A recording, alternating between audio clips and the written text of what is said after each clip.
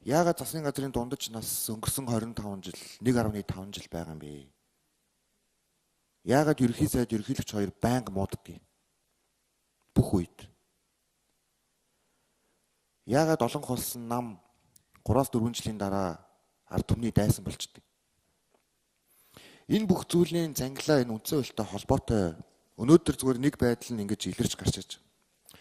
Би зүгээр дахиад хэлхийг хүсэж байна. Энийг бас протокол тэмдэглүүлээд бас энийг дахиж ярих шаардлага үүсэж байна гэж бодож байна. 1990-ад он тэр үл зөвлөлт холбоот улс задран унсан нэг намын тогтолцоо шүтсэн ийм үед тухайн үеийн үндсэн хууль баталж байсан одоо ардын хурлын төлөөлөгчд маань ерөөсөө л эрхчлөөг мэдрэх ёстой. Хин нэгэн дарангуулагч гарч иж болохгүй.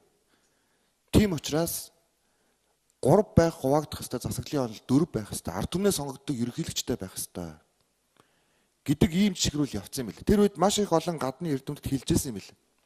Ард түмнээ сонгогддог ерөнхийлөгч гараад ирэх юм бол танаа улс 2 ерөнхий сайттай болно шүү. Одоо яг нийгэм эдийн засгч нь бол хүнд байна. Уул уурхайтай болоод ирэх юм бол наадах чинь ийм асуудал болдго юм аа. Тэгэхээр одоо бид нэр энэ сонгодог утгаар нь эсвэл бид ерөнхийлөгчдөө одоо энэ яам тамгын газрууд бүгднийг нөгөөд энэ ерөнхийлөгчийн тогтолцоо гэдэг юм руугаа орох хэрэгтэй гэж боддог. Тэгээ ард түмнээсээ сонгогдоод засгийн газраа байгуулдаг. Үгүй л энэ сонгодог парламент тогтолцоо гэдэг байгаа юм руугаа ороод ерөнхийлөгчийг парламентаас юм уу эсвэл тэр иргэдийн хурал бусад байгууллагын өргөтгсөн хэлбэрээр сонгодог байдалд явахгүй бол 2 ерөнхий сайттай. Одоо их хурлын дарга, намын дарга болоод 3 ерөнхий сайттай ийм байдлаар Монгол улс цаашаа явахгүй. Энэ нийгмийнхаа хөгжиж байгаа энэ хурдыг гүйцэтгэе болцсон.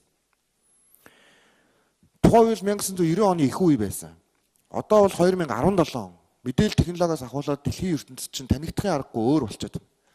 Тэгэд ийм байдлаар бид нар ингээд нэг тийм тохиолдол бүхэн дээр нэг ийм одоо бэлэгдлийн байдлаар төрийн байгуулалтын байнгаараа хуралддаг, бэлэгдлийн байдлаар чуулганд асуудлаа оруулдаг, бэлэгдлийн байдлаар хариулдаг, бэлэгдлийн байдлаар конопт